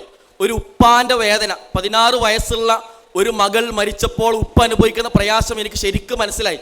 കാരണം ഞാനിപ്പോൾ ഇവിടെ നിൽക്കുന്ന സമയത്ത് എനിക്കൊരു മെസ്സേജ് വരികയാണ്, എൻ്റെ വൈഫാണ്, ചേർക്ക മോൾക്ക് ഒരു പനിയുണ്ട് കേട്ടോ. ആ വാർത്ത കേട്ട ഉടനെ തന്നെ എൻ്റെ ഇവിടെ ഒരു പെടച്ചിൽ കയറാനുണ്ട്. ആ പെടച്ചിൽ എപ്പോൾ ഇറങ്ങിപ്പോകുന്ന നിങ്ങൾ, എൻ്റെ കുട്ടിയെ 2 ദിവസം കഴിഞ്ഞ് പനി മാറിയിട്ട് ഞാൻ തൊട്ട് നോക്കുമ്പോൾ ചൂടില്ലാന്ന് എനിക്ക് തോന്നൂലേ, അപ്പോഴാ പെടച്ചിൽ ഇറങ്ങിപ്പോവുക. ഇതെനിക്ക് മനസ്സിലായത് എപ്പോഴാണെന്ന് നിങ്ങൾ, ഇതെനിക്ക് മനസ്സിലായത് എനിക്കൊരു കുട്ടി ഉണ്ടായപ്പോഴാണ്. അതുവരെ എനിക്ക് മനസ്സിലായിട്ടില്ല. ഇങ്ങനെ നമ്മുടെ ജീവിതത്തിൽ മരണം കടന്നു വരാം. ഞാൻ ഒരു കാര്യം ചോദിക്കട്ടെ, ആയിഷ നിഷിയ ജീവിതത്തിൽ ആഗ്രഹിച്ചിട്ടുണ്ടാവും ഞാൻ 16-ാം വയസ്സിൽ മരിക്കണം എന്ന് ആഗ്രഹിച്ചിട്ടുണ്ടാവോ? ഉണ്ടോ? നിങ്ങൾ ആഗ്രഹിക്കണ്ടോ? ആരെങ്കിലും ഈ പ്രായത്തിൽ മരിക്കാൻ ആഗ്രഹിക്കണ്ടോ? ഇല്ല, ഉറപ്പാ? ഇല്ല. ഞാൻ വെറുതെ ചോദ്യം ചോദിക്കട്ടെ, പിന്നെ ആയിഷ നിഷിയുടെ ജീവിതത്തിൽ അവൾ 16-ാം വയസ്സിൽ മരിക്കണം എന്ന തീരുമാനം എടുത്ത ആരാ? അള്ളാഹു. നമ്മളെ ജീവിതത്തിൽ നമ്മൾ എപ്പോഴും മരിക്കണം തീരുമാനം എടുത്തു വെച്ചിട്ടുള്ള ആളാരാ? അള്ളാഹു നമ്മുടെ ജീവിതത്തിൽ നമുക്കും ഒരു ദിവസം മരണം നിശ്ചയിച്ചു വെച്ചിട്ടുണ്ട്. നിങ്ങൾ അതിനെക്കുറിച്ച് ആലോചിച്ചിട്ടുണ്ടോ? ഈ കൂട്ടത്തിൽ ചിലപ്പോൾ ചെറിയ കുട്ടികളുണ്ടാവും അല്ലേ? മോളെ വയസ്സ് എത്രയാണ്? ഈ കുട്ടി ഉമ്മ ഉണ്ടാവും. എത്ര വയസ്സാണ്? 3 വയസ്സുള്ള കുട്ടി ഇവിടെ ഉണ്ട്. ഇവിടെ ഞാനൊരു 70 വയസ്സുള്ള പ്രായമുള്ള ആളുണ്ടെന്ന് വിചാരിക്കുക. നിങ്ങൾ 3 വയസ്സുള്ള കുട്ടിയും പ്രായമുള്ള 70 വയസ്സുള്ള ആളും ഒരേപോലെ വിചാരിക്കേണ്ട ഒരു കാര്യം എന്താ ഞാൻ പറഞ്ഞിട്ട് നിങ്ങൾക്ക് പറഞ്ഞേ? ഇനിയും കുറേ കാലമൊക്കെ ജീവിക്കാണ്ട്. 3 വയസ്സുള്ള കുട്ടീൻ്റെ ധാരണ എന്താണ്? 70 വയസ്സുള്ള ആളിൻ്റെ ധാരണ എന്താണ്? ഇനിയും കുറേ കാലം ജീവിക്കാണ്ട്. കണ്ടോ? ആരും വിചാരിക്കുന്നില്ല ഇപ്പം മരിക്കുന്നുള്ളത്. ഒരു ചെറിയ ഉദാഹരണം പറഞ്ഞട്ടെ. നിങ്ങളല്ല കേട്ടോ, നിങ്ങളെ പ്രായത്തിലുള്ള ഒരുപാട് മുസ്ലിം കുട്ടികൾ നിസ്കരിക്കാതെ നടക്കണില്ലേ? നിസ്കരിക്കാത്തവരില്ലേ? Yes or no? കേൾക്കണില്ല. നിങ്ങളെ പ്രായത്തിലുള്ള കുറേ മുസ്ലിം കുട്ടികൾ ലഹരി ഉപയോഗിക്കുന്നവരില്ലേ? ഉണ്ട്. നിങ്ങളെ പ്രായത്തിലുള്ള കുറേ കുട്ടികൾ ഇസ്ലാമികമല്ലാത്ത വസ്ത്രം ധരിക്കുന്നവരില്ലേ? നിങ്ങളെ പ്രായത്തിലുള്ള കുറേ കുട്ടികൾ അനാവശ്യമായ അഫെയറുകൾ കീപ്പ് ചെയ്യുന്ന ആളുകളില്ലേ? അതേപോലെ തന്നെ ചീത്തയായ പല രീതിയിലും ആസ്വാദനം കണ്ടെത്തുന്നവരില്ലേ? ഉണ്ട്. ഇവരൊക്കെ ഇത് ചെയ്യണത് ഇതൊന്നും തെറ്റല്ല എന്ന് വിചാരിച്ചിട്ടാ? ആണോ? തെറ്റാണെന്ന് അറിയാത്തോണ്ടാണോ? ആണോ? അല്ല. പിന്നെന്താന്ന് നിങ്ങൾ എല്ലാവരും വിചാരിക്കും, നമ്മളടക്കം ചില തെറ്റ് ചെയ്യുമ്പോൾ നമ്മളെ മനസ്സിൽ എന്താണെന്ന് നിങ്ങൾ, ഞാനിപ്പോഴൊന്നും മരിക്കൂലട്ടോ, എനിക്ക് ഇനി കുറേ കാലമില്ലേ എന്നാണ് ധാരണ. ഒരു ചെറിയൊരു ആക്ടിവിറ്റി ചെയ്യട്ടെ, നിങ്ങളെല്ലാവരും എന്നോട് സഹകരിക്കോ? ബാക്കിൽ സഹകരിക്കോ? ഇത് സഹകരിച്ചാൽ നിങ്ങളുടെ ലൈഫിൽ നല്ലൊരു ടച്ചബിൾ ആയിട്ടുള്ളൊരു ഓർമ്മയാകും ഇത്. റെഡിയാണോ? Yes or no? ഈ യെസ് ഒന്നും പോരാ, അല്ല എനർജി വേണം. Yes or no? യെസ്. നിങ്ങൾ ഇരിക്കുന്ന സീറ്റിൽ ഇരുന്നിട്ട് എന്ത് ചെയ്യണം? നിങ്ങളൊന്ന് കണ്ണടക്കണം. റെഡിയാണോ? ഞാൻ പറയുമ്പോഴേ കണ്ണുറക്കാൻ പാടുള്ളൂ. റെഡി? എല്ലാവരും കണ്ണടച്ചോ? Yes or no? യെസ്. എൻ്റെ ശബ്ദത്തിലേക്ക് മാത്രം നിങ്ങൾ ശ്രദ്ധിക്കുക. എൻ്റെ ശബ്ദത്തിലേക്ക് മാത്രം ശ്രദ്ധിക്കുക. നിങ്ങൾ ചെയ്യേണ്ടത്, നിങ്ങൾ എന്ത് ചെയ്യണം? ഞാൻ പറയുന്നവർക്ക് എല്ലാവരും കണ്ണ് ക്ലോസ് ചെയ്യണം കേട്ടോ. എല്ലാവരും കണ്ണ് ക്ലോസ് ചെയ്യണേ. കണ്ണ് ക്ലോസ് ചെയ്യാത്ത ആരും ഉണ്ടാകാൻ പാടില്ല. എൻ്റെ ശബ്ദത്തിലേക്ക് മാത്രം ശ്രദ്ധിക്കുക. വളരെ സ്ലോലി നിങ്ങൾ ബ്രീത്ത് എടുക്കുക. ബ്രീത്ത് എടുക്കുന്ന സമയത്ത് നിങ്ങളെ മൂക്കിലേക്ക് മാത്രം നിങ്ങൾ കോൺസെൻട്രേറ്റ് ചെയ്യാം. വളരെ സ്ലോലി, വളരെ സ്ലോലി. ഇനി ഞാൻ പറയുന്ന കാര്യങ്ങൾ നിങ്ങൾ എന്ത് ചെയ്യണം? നിങ്ങളുടെ മനസ്സിൽ ശരിക്കും ഇമാജിൻ ചെയ്യുക. നിങ്ങളുടെ മനസ്സിൽ ഇങ്ങനെ കാണണം കേട്ടോ. ഇപ്പോൾ നിങ്ങളിങ്ങനെ ക്ലാസ് കേട്ടുകൊണ്ടിരിക്കാമെന്ന് വിചാരിക്കാം. അപ്പോൾ നിങ്ങൾക്ക് എന്തൊക്കെയോ ഓർമ്മ വന്നിട്ട് നിങ്ങളെ തല ഇങ്ങനെ കറങ്ങുന്നത് പോലെ, മനസ്സിൽ വല്ലാത്ത ടെൻഷനൊക്കെ അനുഭവിക്കുന്നത് പോലെ നിങ്ങൾക്ക് ഫീൽ ചെയ്യണം. അങ്ങനെ ഫീൽ ചെയ്തിട്ട് നിങ്ങൾ നല്ല തലവേദന അനുഭവപ്പെടുന്നു, ടെൻഷൻ അടിക്കുന്നു, കാല് തരിക്കുന്നു. ഇപ്പം നിങ്ങൾ വിചാരിക്കുന്നുണ്ട് ഇവിടുന്ന് എഴുന്നേറ്റ് പോയെങ്കിലോ എന്ന് ആലോചിക്കുന്നുണ്ട്. പക്ഷേ ഇവിടുന്ന് എണീച്ചാൽ ഈ ക്ലാസ് എടുക്കുന്ന ആളെന്താ വിചാരിക്കാമെന്ന് വിചാരിച്ചിട്ട് നിങ്ങൾ എന്ത് ചെയ്യുന്നില്ല? ഇവിടുന്ന് എഴുന്നേൽക്കാതെ നിൽക്കുകയാണ്. അങ്ങനെ കുറച്ച് കഴിഞ്ഞ് നിങ്ങളെ തല ഇങ്ങനെ കറങ്ങി നിങ്ങളറിയാതെ കണ്ണിലൊക്കെ ഇരുട്ട് വന്നിട്ട് നിങ്ങൾ എന്ത് ചെയ്തു? നിങ്ങളിപ്പോൾ ഇവിടെ ഇരിക്കുന്ന സ്ഥലത്തുനിന്ന് ഒന്ന് ബോധം കെട്ട് വീണെന്ന് വിചാരിക്കാം. ഉടൻ തന്നെ ഇവിടുത്തെ വളണ്ടിയേഴ്സ് എല്ലാവരും കൂടി നിങ്ങൾ എടുത്തു കൊണ്ടുപോകും. ഡ്രസ്സൊക്കെ ഒന്ന് മാറ്റി നോക്കും, നിങ്ങളെ മുഖത്ത് വെള്ളം ഒഴിച്ച് നോക്കും, ഉണർത്താൻ ശ്രമിക്കും. പക്ഷെ നിങ്ങൾ ഉണരണില്ല. അങ്ങനെ ഉണരാതായപ്പോൾ പെട്ടെന്ന് അവരെന്ത് ചെയ്തു? നിങ്ങളൊരു വണ്ടി എടുത്തിട്ട് ഇവിടുത്തെ ആശുപത്രിയിലേക്ക് കൊണ്ടുപോയി. എന്ന് വെച്ചാൽ ഇപ്പോൾ നിങ്ങൾ ഇവിടെ ബോധം കെട്ട് വീഴുകയാണെങ്കിൽ നിങ്ങളെ കൊണ്ടുപോകാനുള്ള വാഹനം ഇവിടെ റെഡിയാണ്, കൊണ്ടുപോകാനുള്ള ആൾക്കാർ റെഡിയാണ്. ഇനി ഞാൻ അങ്ങനെ കുറേ കാര്യങ്ങൾ റെഡിയാണ് ഇങ്ങനെ പറയട്ടെ. ശരിക്കും ശ്രദ്ധിക്കണേ. നേരെ ആശുപത്രിയിലേക്ക് എത്തി അവിടുന്ന് കാഷ്വാലിറ്റിയിലേക്ക് കൊണ്ട് നിങ്ങൾ പ്രഷർ ഇതൊക്കെ നോക്കിയപ്പോൾ വേഗം ICUയിലേക്ക് മാറ്റണം എന്ന് പറഞ്ഞു. ICUയിലേക്ക് മാറ്റി നിങ്ങളെ ഫാമിലി അവിടേക്ക് ഓടിയെത്തി. ഡോക്ടർ പുറത്തേക്ക് വന്നിട്ട് പറഞ്ഞു, ഒന്നും പറയാൻ കഴിയില്ല, 2 മണിക്കൂർ കഴിയണം, കാരണം കുട്ടിക്കൊരു സൈലൻ്റ് അറ്റാക്ക് സംഭവിച്ചിട്ടുണ്ട്. അങ്ങനെ കുറേ നേരം എല്ലാവരും പുറത്ത് കാത്തു നിൽക്കുകയാണ്. പെട്ടെന്നുണ്ട് ഡോക്ടർ പറയുന്നു വെന്റിലേറ്റർക്ക് മാറ്റണം, ഓക്സിജൻ്റെ അളവ് വളരെ കുറഞ്ഞിരിക്കണം. അങ്ങനെ വെന്റിലേറ്റർക്ക് മാറ്റി. കുറച്ച് ഡോക്ടർ വന്ന് പറഞ്ഞു, സോറി, ഈ കുട്ടി മരണപ്പെട്ടിരിക്കുന്നു. ഇങ്ങനെ സംഭവിക്കുമെന്ന് ചോദിച്ചാൽ ഇങ്ങനെ സംഭവിച്ചേക്കാം. ഇങ്ങനെ സംഭവിക്കുകയാണെങ്കിൽ പിന്നെ നിങ്ങളുടെ ലൈഫിൽ പിന്നെ എന്താ സംഭവിക്കുന്നത് ഞാൻ ഈ പറയാൻ പോണത് കേട്ടോ. ശരിക്കും ശ്രദ്ധിക്കണേ. അങ്ങനെ ഡോക്ടർ പറയും, ഒരു ആംബുലൻസ് റെഡിയാക്കി തരാം, വീട്ടിലേക്ക് കൊണ്ടുപോയിക്കോളൂ. അങ്ങനെ ഇന്ന് രാത്രി 8 മണിയോടുകൂടി നിങ്ങളുടെ മയ്യത്ത് നിങ്ങളെ വീട്ടിലേക്ക് എത്തിയെന്ന് വിചാരിക്കും. ആംബുലൻസ് എത്തി, വീടിൻ്റെ മുമ്പിലേക്ക് എത്തിയ ഉടനെ തന്നെ നിങ്ങളുടെ വീട്ടിൽ അയൽവാസികളും കുടുംബക്കാരും നാട്ടുകാരെല്ലാവരും ഉണ്ടാവും. അവരെല്ലാവരും കൂടി ആംബുലൻസിന് ചുറ്റും വരും. ചുറ്റും വന്ന് നിന്നിട്ട് എന്ത് ചെയ്യും? അവർ ഡോർ തുറക്കുമ്പോഴേക്ക് എല്ലാവരും കൂടി നിങ്ങളെ മയ്യത്ത് പിടിച്ച് നിങ്ങളുടെ വീടിൻ്റെ ഉള്ളിലേക്ക് കയറി ഉള്ളിലെ ഹാളിൽ ലിവിങ് റൂമിൽ ഒരു കട്ടിൽ കിടത്തിയിട്ടുണ്ടാവും. ആ കട്ടിലേക്ക് നിങ്ങളുടെ മയ്യത്ത് അങ്ങോട്ട് വെക്കും. മയ്യത്ത് വെച്ചിട്ട് എന്ത് ചെയ്യും? ഒരു വെള്ള തുണി കൊണ്ട് അങ്ങോട്ട് മൂടിയിടും. അങ്ങനെ മൂടിയിട്ടിട്ട് എല്ലാവരും പറയും, മനുഷ്യന്മാരെ കാര്യം എത്രയല്ലേ ഉള്ളൂ, ഒരു കുഴപ്പമില്ലാതെ ക്ലാസ്സിന് പോയ കുട്ടിയല്ലേ, എന്താ ഇപ്പോൾ മനുഷ്യന്മാരെ കാര്യം? നിങ്ങളുടെ ഉമ്മ സങ്കടപ്പെട്ട് കരയുന്നുണ്ടാകും, ചിലപ്പോൾ ഉപ്പ സങ്കടം സഹിക്കാതെ നിൽക്കുന്നുണ്ടാവും. വീട്ടിലെ ചെറിയ കുട്ടികൾ പറയുന്നുണ്ടാവും, താത്ത എന്താ എണീക്കാത്തത്, താത്താനെ വിളിക്കുമ്മ എന്നൊക്കെ പറഞ്ഞ് ചെറിയ കുട്ടികൾ കരയുന്നുണ്ടാവും. നിങ്ങൾ ആ മൂടിയിട്ട വെള്ളത്തുണീൻ്റെ ഉള്ളിൽ നിങ്ങൾ കിടക്കുകയാണ്. നിങ്ങളൊന്ന് സങ്കല്പിച്ച് നോക്കൂ. നിങ്ങൾ ആ വെള്ളത്തുണീൻ്റെ ഉള്ളിൽ നിങ്ങൾ എന്ത് ചെയ്യാണ്? കിടക്കുകയാണ്. അങ്ങനെ നിങ്ങളെ എല്ലാവർക്കും കാണാൻ വേണ്ടി ഒരു ഉയർന്ന സ്ഥലത്തേക്ക് ഒരു ടേബിളിൽ നിങ്ങളെ മയ്യത്ത് വെച്ചിട്ടുണ്ട്. നിങ്ങളെ മയ്യത്ത് ഒരു വെള്ളത്തുണി കൊണ്ട് മൂടിയിട്ടിട്ടുണ്ട്. ആ വെള്ളത്തുണിൻ്റെ ഉള്ളിൽ നിങ്ങളുണ്ട്. നിങ്ങളെ കാണാൻ വേണ്ടി ഒരുപാട് ആളുകൾ നിൽക്കുന്നുണ്ട്. ഒന്ന് മനസ്സിൽ സങ്കല്പിച്ച് നോക്കൂ. ഒരു വെള്ളത്തുണിന് മുമ്പിൽ നിങ്ങൾ മരിച്ചു കിടക്കുന്ന ദൃശ്യം നിങ്ങൾക്കത് കാണണമെന്നുണ്ടെങ്കിൽ ഒരു ജസ്റ്റ് ഒന്ന് മെല്ലെ കണ്ണു തുറന്ന് നോക്കാം. നിങ്ങൾക്ക് എന്ത് ചെയ്യാൻ പറ്റും? ഇതേപോലെ നിങ്ങളുടെ വീട്ടിൽ ഒരു പക്ഷേ ഒരു മയ്യത്തായിക്കൊണ്ട് എല്ലാവർക്കും കാണുന്ന രീതിയിൽ നിങ്ങൾക്ക് എന്ത് ചെയ്യാം? നിങ്ങളെങ്ങനെ കിടത്തും? ഒരുപാട് ആളുകൾ ഒന്ന് പറയും, എന്താണ് ഒരു കുഴപ്പമില്ലാതെ പോയ കുട്ടിയല്ലേ എന്നുള്ളത്. ഓക്കെ, നമുക്ക് വീണ്ടും പോകാം. ഒന്നുകൂടി കണ്ണടക്കും, ബാക്കി ഭാഗങ്ങളൊന്ന് കേട്ടു നോക്കാം. ഒന്നുകൂടി കണ്ണടച്ചേ, എല്ലാവരും കണ്ണടക്കാം. അങ്ങനെ കണ്ണടച്ചു. നമ്മൾ എല്ലാവരും കരയുന്നുണ്ട്, നമ്മളെ ഫ്രണ്ട്സൊക്കെ കാണാൻ വരുന്നുണ്ട്, എല്ലാവരും കരയുന്നുണ്ട്. ഉമ്മാൻ്റെ കണ്ണുനീരൊക്കെ കലങ്ങിയ കണ്ണുകളുമായിക്കൊണ്ട് ശ്വാസം കിട്ടാതെ ഉമ്മ തേങ്ങി കരയുന്നുണ്ട്. അവസാനം നാളെ നേരം വെളുത്തെന്ന് വിചാരിക്കാം. നാളെ നേരം വെളുത്ത സമയത്ത് എന്ത് ചെയ്യുന്നു? നിങ്ങളെ കുളിപ്പിക്കേണ്ടെന്ന് ചോദിക്കാം. മയ്യത്ത് കുളിപ്പിക്കണ്ടേ? അപ്പം ആരാ കുളിപ്പിക്കുക? നമ്മുടെ നാട്ടിൽ മയ്യത്ത് കുളിപ്പിക്കുന്ന ആൾക്കാരുണ്ടാവും. അവർ പറയും, ഞങ്ങൾ കുളിപ്പിച്ചോളാം. കുളിപ്പിക്കാനുള്ള ആളുകൾ റെഡി. അല്ല, എവിടെ വെച്ചിട്ടാണ് കുളിപ്പിക്കുക? മയ്യത്ത് കുളിപ്പിക്കാനുള്ള ടേബിൾ കൊണ്ടുവന്നിട്ടുണ്ട്, കുളിപ്പിക്കാനുള്ള ടേബിൾ റെഡി, വെള്ളം റെഡി, എല്ലതും റെഡി. ഒരു 9 മണിയായപ്പോൾ നിങ്ങളെ മയ്യത്ത് കുളിപ്പിക്കൽ കഴിഞ്ഞു. അല്ല, കഫത്തുണി എവിടെ? കഫത്തുണി ആരോ നേരത്തെ കൊണ്ടുവന്നിട്ടുണ്ട്. നിങ്ങളെ കഫത്തുണി എടുത്ത് നല്ലപോലെ കഫൻ ചെയ്തു, അങ്ങോട്ടും ഇങ്ങോട്ടൊക്കെ വരിഞ്ഞു മുറുക്കി. ഒരു 9:30 ആയപ്പോഴേക്ക് നിങ്ങളെ വീടിൻ്റെ ഫ്രണ്ടിലേക്ക് കൊണ്ടുവന്നു. ചോദിച്ചു, സ്ത്രീകൾ ആരെയും നിസ്കരിക്കുന്നുണ്ടോ? നിസ്കരിക്കാനുള്ള സ്ത്രീകൾ റെഡി. സ്ത്രീകളെ നിസ്കാരം കഴിഞ്ഞു. 10 മണി ആയപ്പോഴേക്ക് നിങ്ങളെ വീടിൻ്റെ മുറ്റത്തുണ്ടാകും. നിങ്ങളെ കൊണ്ടുപോകാനുള്ള മയ്യത്തും കട്ടിൽ പൊടിയൊക്കെ തുടച്ചിരിക്കുന്നു. അതിലേക്ക് നിങ്ങളാണ്ട് ഇറക്കി വെക്കും, അതിൻ്റെ അടപ്പടക്കും, മേലൊരു തുണിയിടും. എന്നിട്ട് എന്ത് ചെയ്യും?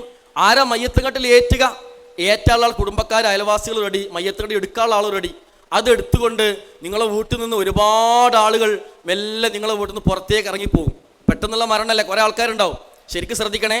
ആ പോകുന്ന എല്ലാ ആളുകളും നിങ്ങളെ കബറടക്കിയിട്ട് തിരിച്ച് നിങ്ങളെ വീട്ടിലേക്ക് തന്നെ വരും. പക്ഷേ അതിനുള്ളിൽ കിടക്കുന്ന നിങ്ങൾ ഇനി ഒരിക്കലും നിങ്ങളെ വീട്ടിലേക്ക് വരില്ല. നിങ്ങളെ ഫ്രണ്ട്സിനെ ഇനി ഒരു കാലത്ത് നിങ്ങൾ കാണൂല. നിങ്ങളെ പ്രിയപ്പെട്ട ഉമ്മാനി ഉപ്പാനി എന്നേക്കുമായി നിങ്ങൾ പിരിഞ്ഞു. നിങ്ങളെ വീട്ടിൽ നിന്ന് നിങ്ങൾ എന്നേക്കുമായി പോയി. അങ്ങനെ നിങ്ങളെ കൊണ്ടുപോയി നിങ്ങളുടെ നാട്ടിലെ മഹല്ല് പള്ളിയിൽ എത്തിയിട്ട് പള്ളി കമ്മിറ്റിക്കാർ ചോദിക്കും, ആരാ ഇമാമ് നിൽക്കണ്? ഇമാമ് നിൽക്കാനുള്ള ആൾ റെഡി. അങ്ങനെ ഇമാമ് നിന്ന് നിസ്കാരം കഴിഞ്ഞു. 11 മണിയായി സമയം. അപ്പോൾ മയ്യത്ത് അവിടെ നിൽക്കുന്ന സമയത്ത് പള്ളി കമ്മിറ്റി ഭാരവാഹികൾ ഖബറിൻ്റെ പണിക്കാരോട് ചോദിക്കുകയാണ്, ഖബർ റെഡി ആയിക്കണോ? ഖബറിൻ്റെ പണിക്കാർ പറഞ്ഞു, അതെ, ഖബർ റെഡിയാണ്. അങ്ങനെ നിങ്ങൾക്ക് വേണ്ടി കുഴിച്ചിട്ടുള്ള പള്ളിക്കാട്ടിലെ പൊന്തകൾക്കിടയിലുള്ള കുറ്റിക്കാടുകൾക്കിടയിലുള്ള ആഴമുള്ള ഖബറിൻ്റെ അടുത്ത് നിങ്ങളെ മയ്യത്ത് കൊണ്ടുവന്ന് വെക്കും. ചുറ്റുഭാഗം ആളുകൾ കൂടി നിൽക്കുകയാണ്.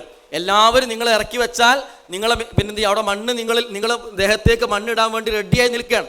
അങ്ങനെ ഖബറിൻ്റെ പണിക്കാർ റെഡിയാണ്, ചുറ്റും ആൾക്കാർ റെഡിയാണ്, അതിലേക്ക് ഇറക്കി വെക്കാനുള്ള നിങ്ങളെ മയ്യത്ത് റെഡിയാണ്, നിങ്ങൾക്ക് വേണ്ടി തയ്യാറാക്കിയിട്ടുള്ള നിങ്ങളെ ഖബർ റെഡിയാണ്.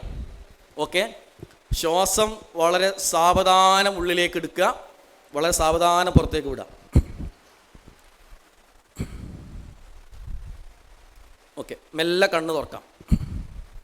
സമയം അതിക്രമിച്ചത് കൊണ്ട് ഞാൻ പെട്ടെന്ന് ചോദ്യങ്ങളൊന്നും ഇല്ലാതെ മുന്നിലേക്ക് പോവാണ്. വളരെ സിമ്പിളായ 1-2 ചോദ്യമാണ്. ഇപ്പോൾ നിങ്ങൾ മരണപ്പെടുകയാണെങ്കിൽ നാളെ 11:30 ആകുമ്പോഴേക്ക് ഖബർ വരെയുള്ള എല്ലാം റെഡിയാകുമെന്ന് ഞാൻ ഉദാഹരണത്തിൽ പറഞ്ഞു.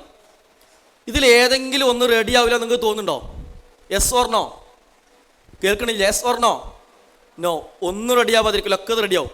അങ്ങനെയെങ്കിൽ ഈ ഐസക് പ്രോഗ്രാമിലേക്ക് വരുന്നത് വരെയുള്ള നിങ്ങളുടെ ജീവിതം വേറെ ആർക്കും അറിയില്ല. രഹസ്യമായി ഞാൻ എന്തൊക്കെ ചെയ്യുന്നുണ്ട്, എൻ്റെ നിസ്കാരം ഒക്കെ എങ്ങനെയുണ്ട്, ഞാൻ എന്തൊക്കെ വേണ്ടാത്തരം ചെയ്യുന്നുണ്ട്, ഞാൻ എത്രത്തോളം നല്ല ആളാണെന്നുള്ളത് വേറൊരു ആൾക്കും അറിയില്ല, നമുക്ക് മാത്രമേ അറിയുള്ളൂ. ആ നിങ്ങളോട് ഞാൻ ചോദിക്കുകയാണ്, ഈ ഐസക്കിന് വരുന്ന ഇതുവരെയുള്ള നിങ്ങളുടെ ലൈഫ് വെച്ചിട്ട് നാളെ 11:30 ആകുമ്പോഴേക്ക് ഖബറിൻ്റെ ഉള്ളിൽ പോയി ഒറ്റയ്ക്ക് കിടക്കാൻ നിങ്ങൾ റെഡിയാണ്? ആരും ഉത്തരം പറയണ്ട. നിങ്ങളിപ്പോൾ മരിക്കുകയാണെങ്കിൽ നാളെ 11:30 ആകുമ്പോഴേക്ക് ഖബർ വരെയുള്ള എല്ലതും റെഡിയാണ്. എൻ്റെ ചോദ്യം എന്താണെന്നറിയോ? ഇതുവരെയുള്ള നിങ്ങളുടെ ജീവിതം വെച്ചിട്ട് ഖബറിൻ്റെ ഉള്ളിൽ പോയി ഒറ്റയ്ക്ക് കിടക്കണം. രാത്രി ആയാൽ പകലായാലും കണ്ണിങ്ങനെ അടച്ചു പിടിച്ചാൽ നിങ്ങൾ എന്തിരുട്ട് കാണോ? അതിനേക്കാൾ കുരാക്കുരി ഇരുട്ടായിരിക്കും ഖബറിൻ്റെ ഉള്ളിൽ. കുരാക്കുരി ഇരുട്ടായിരിക്കും. എല്ലാവരും പോയി കഴിഞ്ഞാൽ രാത്രി മഴ പെയ്താലോ ഖബറിൻ്റെ ഉള്ളിലേക്ക് മഴവെള്ളം കുത്തിവലിച്ചു വരും. നിങ്ങൾ ആലോചിച്ച് നോക്കൂ. നിങ്ങൾ ഐസക്ക് കഴിഞ്ഞ് നിങ്ങളെ വീട്ടിലേക്ക് എത്തി വെറുതെ ചായ കുടിച്ചിരിക്കുകയെന്ന് വിചാരിക്കുക. ചായ കുടിച്ചിരിക്കുന്ന സമയത്ത് നിങ്ങളെ വീട്ടിൻ്റെ മുമ്പിലൂടെ എന്ത് ചെയ്യണം? ഒരു തുമ്പി ഇങ്ങനെ അല്ലെ, ഒരു പൂമ്പാറ്റ ഇങ്ങനെ പാറിപ്പോവാണ്. ആ സമയത്ത് ഒരു പൂച്ച വന്നിട്ട് എന്ത് ചെയ്തു? ആ പൂമ്പാറ്റയെ തട്ടി. പൂമ്പാറ്റ നിലത്ത് പോണോ, പൂമ്പാറ്റ ചവിട്ടി, പൂമ്പാറ്റ ചത്തുപോയി. വിചാരിക്കുക, നിങ്ങളൊരു 10 മിനിറ്റ് അതിനെ നോക്കി നിന്ന് വെറുതെ വിചാരിക്കാം. ഒരു 10 മിനിറ്റ് നോക്കി നിന്നാൽ എന്തൊക്കെ കാണാൻ പറ്റുക? എന്താ കാണാൻ പറ്റുക? ആർക്കും പറയാം. എന്ത് കാണാൻ പറ്റുക? ചത്ത പൂമ്പാറ്റ മണ്ണിൽ 10 മിനിറ്റ് കിടന്നു. ഉറുമ്പ് വന്നിട്ടുണ്ടോ? വരൂലേ? ഞാൻ ചോദിക്കട്ടെ, ഇതേ പൂമ്പാറ്റ ചാവാതെ ജീവനോടെയാണ് അതേ സ്ഥലത്ത് കിടന്ന് വിചാരിക്കാം, ഉറുമ്പ് ഒന്ന് കൊണ്ടുപോവോ? കണ്ടോ? എന്താ കൊണ്ടുപോകാൻ കാരണം? പൂമ്പാറ്റക്ക് ജീവനില്ല എന്നാണ് കാരണം. ജീവനില്ലാത്തൊരു ശരീരം മണ്ണിൽ കിടന്നാൽ അതിനെ തേടി ഉടുമ്പും പുഴുക്കളും പിന്നെ പഴുതാരയും തേളും പാമ്പും ഒക്കെ വരും, അല്ലേ? പൂമ്പാറ്റയേക്കാൾ വലുപ്പല്ലേ നമ്മൾ? ഇല്ലേ? പൂമ്പാറ്റയേക്കാൾ ചോരയില്ലേ? പൂമ്പാറ്റയേക്കാൾ നെയ്യും നീരും ഇല്ലേ? നമ്മളെ ശരീരം കബറിൻ്റെ ഉള്ളിൽ സൈഡിലും മണ്ണ്, താഴത്തും മണ്ണ്, മേലും മണ്ണ്, മുഴുവൻ ചുറ്റുഭാഗവും മണ്ണുള്ള ഭാഗത്ത് നമ്മൾ കിടക്കുകയാണ്. എല്ലാവരും കബറൊക്കെ തിരിച്ചു പോയാൽ 10 മിനിറ്റ് ആകുമ്പോഴേക്ക് നമ്മളെ ശരീരവും തേടി ആര് വരും? പുഴുക്കളും. അൽഹാക്കുമുത്തകാസുർ, എല്ലാവർക്കും പറഞ്ഞ സൂറത്തല്ലേ? എന്നതിൻ്റെ അർത്ഥം എന്താണ്? ഞാൻ ഭയങ്കര സൗന്ദര്യമുള്ള ആളാണ്, എനിക്ക് നല്ല ഗ്ലാമർ ഉണ്ട്, ഞാൻ നല്ല പൈസ ഉള്ള ആളാണ്, എനിക്കൊരുപാട് സൗകര്യങ്ങളുണ്ട്, ഇങ്ങനെയുള്ള ഒരുപാട് കാര്യങ്ങൾ ആലോചിച്ച് അടിച്ചു പൊളിച്ച് നടക്കുന്ന ആൾക്കാരല്ലേ നിങ്ങൾ? പക്ഷെ ഖുർആൻ പറയാണ് അൽഹാക്കുമുത്തകാസുർ, ഈ അടിച്ചുപൊളി എന്ത് ചെയ്തിരിക്കുന്നു? നിന്നെ അശ്രദ്ധയിലാക്കിയിരിക്കുന്നു. ഹത്താ സുർത്തുമുൽ മക്കാബിർ, ഇത് നിന്റെ കൂടെ എവിടെ വരെ വരുള്ളൂ? കബറിലേക്ക് ഇറക്കുമ്പോൾ ലിഫ്റ്റ് ഇട്ടുതരോ? ഒന്ന് ഫൗണ്ടേഷൻ അടിച്ചു തരോ? മറ്റേ ബാങ്കി പാൻറ് ഇട്ട് തരോ? ഇല്ല. വെള്ളത്തുണിയിൽ പൊതിഞ്ഞ് കൊണ്ടേ കിടത്തൂലേ? ഹത്താ സുർത്തുമുൽ മക്കാബിർ, എല്ലാ കാര്യത്തിലും ആ സെറ്റ് ഞാനുണ്ട്, ജില്ല ഞാനുണ്ട്, എനിക്ക് താല്പര്യമുണ്ട്, വാ പോവാം, ഇന്ന് ക്ലാസ് കയറണ്ട, ഇന്ന് ക്ലാസ് ഉണ്ടെന്ന് വീട്ടിൽ വെറുതെ പറയുമ്പോൾ കറങ്ങാൻ പോവാം. എല്ലാത്തിനും കൂടെ നിൽക്കുന്ന ആൾക്കാരാരാണ്? ഫ്രണ്ട്സ് അല്ലേ? നമ്മൾ താല്പര്യമില്ലാത്ത പല തെറ്റും നമ്മളെ കൂടെ ചെയ്യിക്കുന്ന ആൾക്കാരാണ് ഫ്രണ്ട്സ് അല്ലേ? ഈ ഫ്രണ്ട്സ് കബറിനുള്ളിൽ കൂടെ കിടക്കാൻ വരുമോ? ആരെങ്കിലും കിടക്കാൻ വരുമോ? ഒറ്റ കിടക്കണം. ഹത്താ സുർത്തുമുൽ മക്കാബിർ, കബറിൽ വരെ മക്കളെ ഇതെല്ലാം നിങ്ങളെ കൂടെയുള്ളൂ. അതുകൊണ്ട് ഏത് നിമിഷവും ഞാൻ മരണപ്പെടാമെന്ന് ആലോചിക്കണം. ഞാൻ ചോദിക്കട്ടെ, ഇനി ഇപ്പം മരിച്ചില്ല എന്ന് വിചാരിച്ചു, നിങ്ങൾ നേരത്തെ എന്നോട് പറഞ്ഞില്ലേ ഞാൻ റെഡിയല്ല എന്ന് പറഞ്ഞില്ലേ? മനസ്സുകൊണ്ട് റെഡിയല്ല എന്ന് പറഞ്ഞില്ലേ? കബറിൽ പോയി കിടക്കാൻ ഞാൻ റെഡിയല്ല എന്ന് പറഞ്ഞില്ലേ? അപ്പോൾ എനിക്ക് നിങ്ങളോട് പറയാൻ ഉത്തരം തന്നേരോ? ഇവിടെ വന്നിട്ട് ഇനിയും എനിക്കൊരു മാറ്റവും വേണ്ട, ഇതേപോലെ തന്നെ ഞാൻ ഇനിയും പോവുള്ളൂ എങ്കിൽ ഒരു ദിവസം മരിക്കൂലെന്ന് ആർക്കും പറയാൻ പറ്റുമോ? മരിക്കൂലേ? ഇതേപോലത്തെ ലൈഫാണെങ്കിലോ മലക്കൽ മൗത്ത് വന്ന് നമ്മളെന്താ പറയാ? ഞാൻ റെഡിയല്ല എന്ന് പറയും. അപ്പോൾ അള്ളാഹ് പറഞ്ഞു ആയത്ത് വലൻ യുഅഖിറല്ലാഹു നഫ്സൻ ഇദാ ജാഅ, ബാക്കി ഇദാ ജാഅ ആർക്കറിയാം? ഇദാ ജാഅ, മോനെ എൻ്റെ സമയം കഴിഞ്ഞിട്ടോ, ഇനി സമയമില്ല. ഈ കാര്യം എല്ലാ സമയത്തും നമ്മൾക്ക് ഓർമ്മ വേണം. എന്തൊരു തെറ്റിലേക്ക് പോണ സമയത്തും ഇത് ചെയ്തുകൊണ്ടിരിക്കുമ്പോൾ ഞാൻ മരിച്ചാൽ പടച്ചോനെ ഞാൻ കാഫിറായി മരിക്കൂലേ? ഈ ആലോചിച്ച് നമുക്ക് എന്ത് ചെയ്യാൻ പറ്റണം? തെറ്റിന്ന് ബാക്കിലേക്ക് വരാൻ കഴിയണം. ഞാൻ ചോദിച്ചിട്ടുണ്ട് കുട്ടികളോട്, എടാ എന്താ നിങ്ങൾ റെഡി അല്ലാത്തത്? അപ്പോൾ അവർ പറഞ്ഞു സെയ്ർക്ക എന്തൊക്കെ തെറ്റ് ചെയ്തിരിക്കണം, അതിലൊന്നും പൊറുക്കലിനെ തേടിയിട്ടില്ല. പിന്നെയോ സെയ്ർക്ക ഞങ്ങൾ നിസ്കാരമൊന്നും വേണ്ടത്ര നല്ലപോലെ ചെയ്തിട്ടില്ല. അപ്പം എന്താ ചെയ്യുക? തെറ്റ് ചെയ്ത ആൾ എന്താ ചെയ്യേണ്ടത്? എന്ത് ചെയ്യണം തെറ്റ് ചെയ്താൽ? തെറ്റ് ചെയ്ത് എല്ലാവരും നരകത്ത് പോവോ? ഇല്ല. തെറ്റ് ചെയ്തിട്ട് പഠിച്ചുകൊണ്ട് പൊറുക്കലിനെ തേടാത്തവരെ നരകത്ത് പോവുള്ളൂ. ഇനി നിങ്ങൾ പഠിച്ചുകൊണ്ട് പൊറുക്കലിനെ തേടിയത് വിചാരിക്കുക, അല്ലാതെ എന്താ തരും? ഒരു സമ്മാനം നിങ്ങൾക്ക് തരും. എന്താണെന്നറിയോ? അള്ളാഹുവിനോട് നിങ്ങൾ ആത്മാർത്ഥമായിട്ട് പൊറുക്കലിനെ തേടിയാൽ അള്ളാഹു ഒരു ഗിഫ്റ്റ് തരും. എന്ത്? ഇതുവരെ ചെയ്ത എല്ലാ തെറ്റും മായ്ച്ചു കളയും. ഈ കൂട്ടത്തിൽ 1,00,000 തെറ്റ് ചെയ്ത ആളുണ്ടെന്ന് വിചാരിക്കാം, 1,00,000 തെറ്റ് ചെയ്ത ആളെന്ന് വിചാരിക്കാം. ഇപ്പം തൗബ ചെയ്യാൻ റെഡിയാണോ? അള്ളാഹ് 1,00,000 തെറ്റും മായ്ച്ചു കളയും. നിർത്തിയോ? നിർത്തില്ല. വലിയ ഓഫറാണ്. അള്ളാഹ് പറയാണ് പിന്നെ 1,00,000 അത് മൊത്തം നന്മയായിട്ട് മാറ്റി എഴുതും. ഇപ്പം തൗബ ചെയ്ത നമ്മൾ ആരായി? 1,00,000 തെറ്റൊക്കെ മാഞ്ഞിട്ട് 1,00,000 നല്ല ആളായി മാറും. പിന്നെ എന്ത് ചെയ്താൽ മതി? ഇവിടെ നിന്ന് അങ്ങോട്ട് നല്ലപോലെ ജീവിച്ചാൽ മതി. നമുക്ക് എങ്ങോട്ട് പോകാം? സ്വർഗത്ത് പോവാം.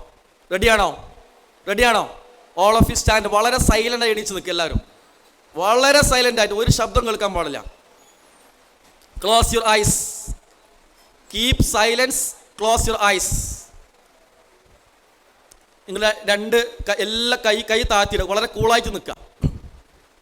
നിങ്ങളെ മനസ്സിൻ്റെ ഉള്ളിൽ നിന്ന് ആരും കേൾക്കണം. മനസ്സിൻ്റെ ഉള്ളിൽ മനസ്സുകൊണ്ട് എത്ര ഉറക്കം നിങ്ങൾക്ക് അള്ളാഹിനെ വിളിക്കാൻ പറ്റും അത്രയും ഉറക്കം നിങ്ങൾ അള്ളാഹിനെ വിളിക്കാം. അള്ളാഹ് ശരിക്കും അള്ളാഹു നിങ്ങൾ എടുത്തുകൊണ്ട് ഇറങ്ങി വരുന്നത് പോലെ ഇങ്ങോട്ട് ഫീൽ ചെയ്യണം.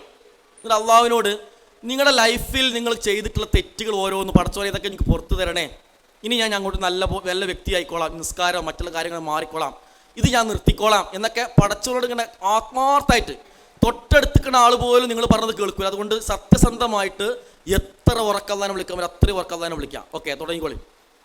സ്റ്റാർട്ട്.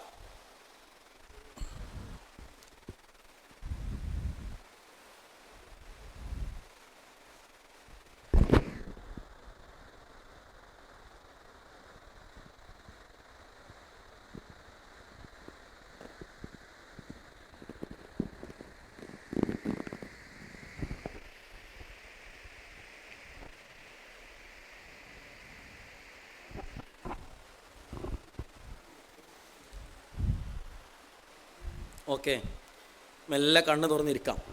ഞാൻ അവസാനിപ്പിക്കാം. കഴിഞ്ഞു. ഞാൻ അങ്ങോട്ട് വെറുതെ ഒരു ചോദ്യം ചോദിച്ചു തുടങ്ങുമ്പോൾ ഞാൻ എന്ത് പറയുമെന്നാണ് നിങ്ങൾ എക്സ്പെക്റ്റ് ചെയ്യുന്നത്? ഓർമ്മ ഉണ്ടോ? ചോദ്യം ഓർമ്മ ഉണ്ടോ? എനിക്കിവിടെ ഫീൽ ചെയ്യണം തരോ? ഞാൻ ക്ലാസ് എടുക്കാൻ വരുമ്പോൾ ഈ സദസ്സാകെ ഒരു ഡിസ്റ്റർബഡ് ആയിരുന്നു, ശബ്ദവും കോലാഹലമൊക്കെ ആയിരുന്നു. എത്ര നീറ്റ് സദസ്സാണ്, നിങ്ങൾ എത്ര സൈലൻ്റായിട്ട് ഇരിക്കണത്. ഇവിടെ എന്താ എനിക്ക് മനസ്സിലായെന്നറിയോ? ശരിക്കും അള്ള എന്നോടെ കൊണ്ടുവന്നിട്ട് അള്ളാഹുവിന് നിങ്ങളോട് പറയാനുള്ള എന്തൊക്കെ മെസ്സേജുകൾ അള്ള എന്നെ ഉപയോഗപ്പെടുത്തി നിങ്ങളോട് പറഞ്ഞു. അള്ള നിങ്ങളോട് പറയാനുള്ളതൊക്കെ പറഞ്ഞു കഴിഞ്ഞു. ഇനി നിങ്ങൾക്ക് തീരുമാനിക്കാൻ ഇനി ഞാൻ എങ്ങനെയാവണം എന്നുള്ളത്. ഒരു പക്ഷെ അള്ള പ്രതീക്ഷിക്കും, ഇന്ന് മുതൽ നിങ്ങളൊരു മാറ്റം അള്ള പ്രതീക്ഷിക്കും. നിങ്ങൾ എന്താണോ ഇപ്പോൾ പ്രാർത്ഥിച്ചിട്ടുള്ളത് അത് അള്ളാഹു നിങ്ങൾക്ക് നൽകി അനുഗ്രഹിക്കുമാറാവട്ടെ. അസ്സലാമു അലൈക്കും വറഹ്മത്തുള്ളാഹി.